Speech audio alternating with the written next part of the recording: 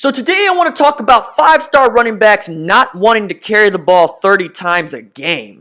And all that's coming up after the bumper. What do you mean you don't subscribe to my son's YouTube channel? Mama, no! Just snap the damn ball, RJ. What's up, kidfolk? It's RJ Young. I am not on a step mill. Consider hitting the like and subscribe button because I upload a video every single day. It's always OU related, college football related, sports related. We have a good time. And today I want to talk about 2 5-star running backs that are being very vocal about how much or how little, depending on how you want to phrase it, they want to carry the ball at the next level. Now, 5-star tailbacks, but I still contend that running back is the least valuable position in all of football today because the game makes it so that you can probably put anybody that looks like a skill position, sometimes not, back there and still get some of the same results. But you would still rather have a guy that is what you think of as a running back there than not. And I say that to say Kendall Milton and Bijan Robinson both said out loud that they don't want to be the kind of guys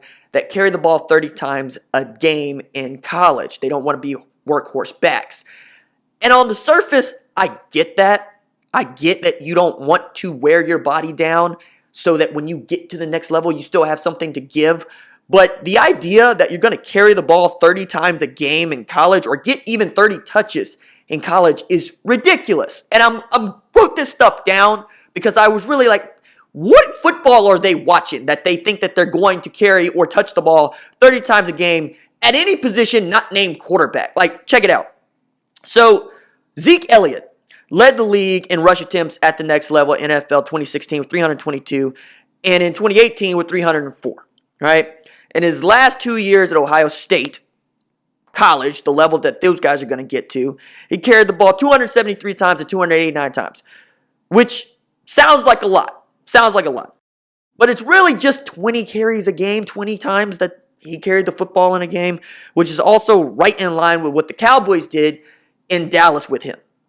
So who the hell are these people that are thinking that they're going to carry the ball 30 times a game when Zeke Elliott had the highest workload of any back outside of whatever it is they do in Wisconsin, right? So in thinking about that, I was like, what did they do last year with one of the top running backs in the country who was Benjamin at Arizona State? And you know that Herm Edwards is a traditional kind of dude who wants to pound the rock. Well, Benjamin carried the ball 300 times in 13 games at Arizona State.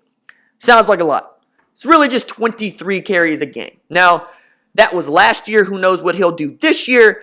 But I wanted to speak to this idea that the 5-star running backs believe that they're going to get this many carries because even when Joe Mixon and Samaje Perine were at Oklahoma, they didn't get the ball that often.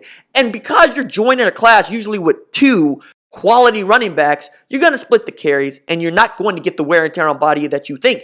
If anything, you're going to want to try to put together enough film to show that you are worth taking in the first, second, or third round. And good luck with that because at the position that most of them play, the days of the Todd Gurley and the Zeke Elliott are really running out. You'll still have Jerry Jones continue to do it even against some people's better judgment, but that's because they decided to build the offense around Zeke Elliott in large part because you had him on a rookie deal and because you could afford to pound Zeke Elliott to death in his early 20s and maybe not even have to pay him late into his 20s. Now you're getting into how the CBA and the salary cap takes advantage of rookies, right? Because if you have a guy on a rookie deal, you want to play the hell out of him. It's why the Dallas Cowboys are in winning time right now. It's why the Kansas City Chiefs are in win now mode right now because once these guys get off of their rookie deals, you have to restructure the entire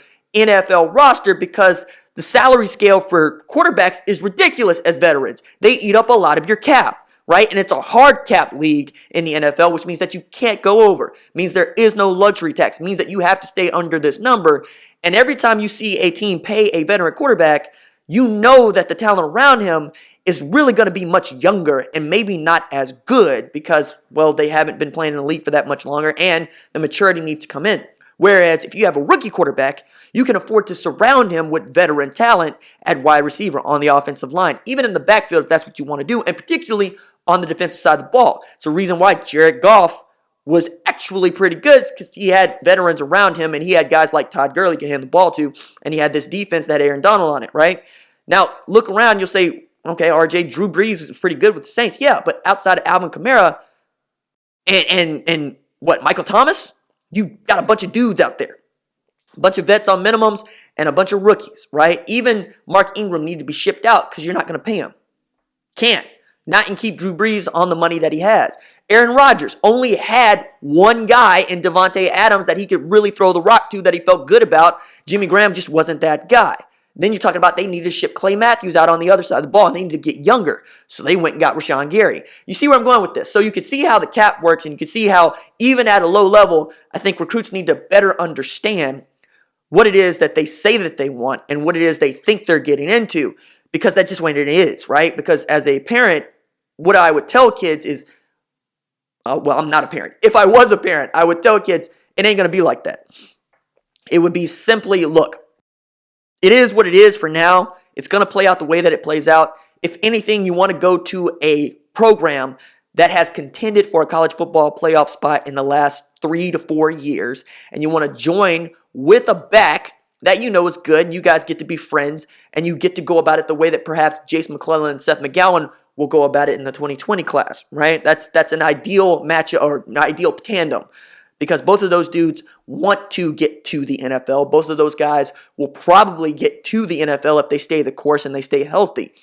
But I don't necessarily think that Zach Evans, for not a guy that was mentioning that he didn't want to carry the ball 30 times a game, is better off by going to a place where he's going to be the workhorse back. So one of the reasons I'm really interested to see what happens with Zamir White out at Georgia, even with DeAndre Swift in front of him, right? I think it's just going to be interesting. I also am terribly interested to see how Keontae Ingram works out at Texas, because I don't think that these guys are going to get anywhere close to 300 carries or even 289 carries in a season. I think it's going to be right in that 115 to 150 mark, and they're going to have plenty of tread left on the tires when they get into the NFL, and perhaps they end up like Josh Jacobs, who was a default third down back at Alabama and a first-round draft pick because, one, he fit what the Oakland Raiders wanted to do. Two, he had tread left on the tires. And three, he is the kind of physical presence that you need in the backfield in today's NFL, while also being able to catch the football out of the backfield, which is probably his strength, believe it or not. All you got to do is check the film again in the Orange Bowl where, well, he did truck Robert Barnes. All right, that is it for me. Doses.